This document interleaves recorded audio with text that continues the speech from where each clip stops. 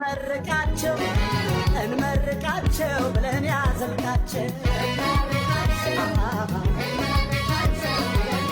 እንኳን ደስ አለሽ በሏት ጋይስ። የወንቸ ጉድፋኖች የት ነው ያላችሁት? ማህደር ከበደ እንግዲህ በዛሬው ዕለት ቀለበት ማሰሯን እንዲሁም ደግሞ በማህበራዊ ትስስር ገጿ በሆነው በቲክቶክ እንግዲህ በይፋ ቀለበት ማሰሯን ይፋ አድርጋለች። እጅግ በጣም አስደሳችና አዲስ የሆነ ምዕራፍንም እንግዲህ በህይወቷ መጀመሪያውን እየተመለከትን እንገኛለን። እጅግ በጣም ደስ የሚል ዜና ነው። እንኳን ደስ አለሽ ማለት ፈልጋለሁ። ሁላችሁም ኮሜንት ላይ እንኳን ደስ አለሽ በሏት።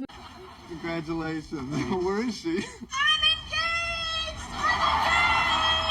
Can I bring her in? No, let her stay out there. It's sweet. I'm getting married! I'm gonna be a bride!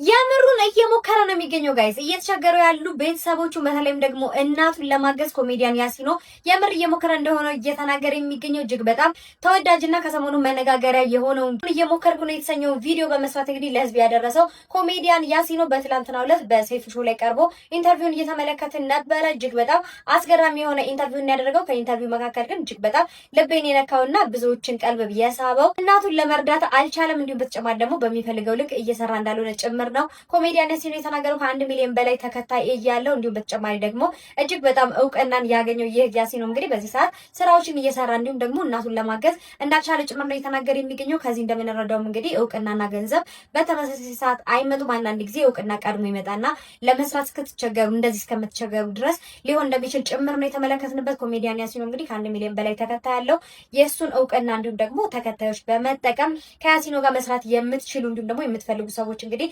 ኮንታክት እንድታደርጉትና ስራ እንድትሰጡት እንዲሰራ እድሉን እንድትከፍቱለት እንግዲህ ጥያቄ ማቅረብ ፈልጋለሁኝ። ይችላል፣ በጣም ብዙ ነገር ማድረግ ይችላል።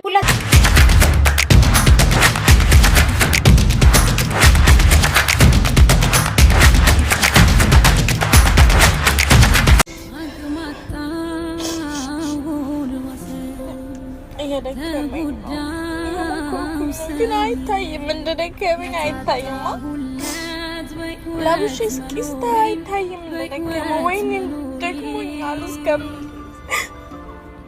የሞከርኩ ነው። በቃ ሁሉም ለማስደሰት የሞከርኩ ነው፣ ግን አልቻልኩም። በቃ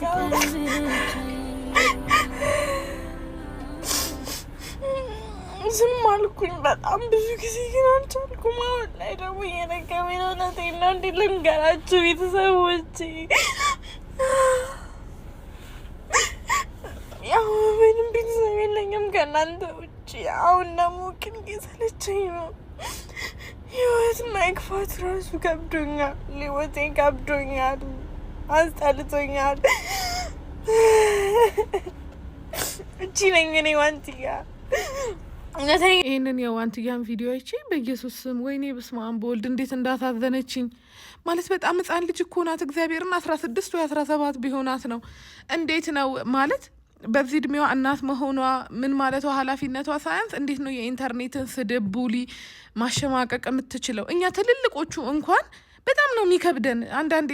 እግዚአብሔርን እናንተ የምትናገሩት 1 ደቂቃ ማያልፍ ንግግር እሷ እኮ ዘላለም ነው ጭንቅላቷ የሚነካት።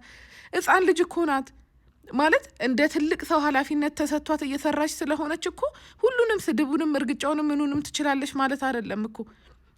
አረ በእግዚአብሔር በእናታችሁ ተዋት እንዴ! በኢየሱስም እኔ ልጄን የመሰለችኝ በቃ እንዴት አንጀቴ እንደበላችኝ እንዴ! እቺ እኮ የ2 ሰው ኃላፊነት ያለባት ልጅ ናት። እሷ አንድ ነገር ብትሆን ልጇ ለማን ነው የሚሰጠው? አንድ ወቅት የኢትዮጵያ ሕዝብ ረድቷት ነው አሁን ቆማ የሄደችው ያማረባት የዘነጠችው የለበሰችው ተብሎ መረገጥ በቃ በእኛ ብር ነው ያለፈልሽ አይነትም መረገጥ አለባት። አረ ስለ እግዚአብሔር በኢየሱስ ስም እንዲህ ደምንባ እያለቀሰች በልጅነቷ እንዴት ትችላለች? አረ ተዋት፣ በእግዚአብሔር ተዋት፣ በኢየሱስ ስም አረ ተዋት። አረ በስመ አብ።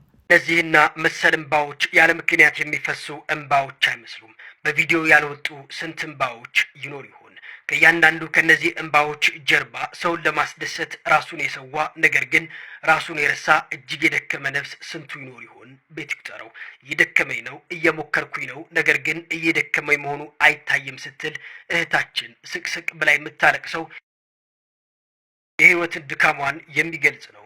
ለብሼ ስታይ እንደደከመኝ አይታይም፣ እኔ ግን ደክሞኛል፣ ሁሉንም ለማስደሰት እየሞከርኩ ነው የምትለው ቃል የውጫዊ ውበትና እንዲሁም ደግሞ የውስጧ ስብራት የሚገልጽ ነው።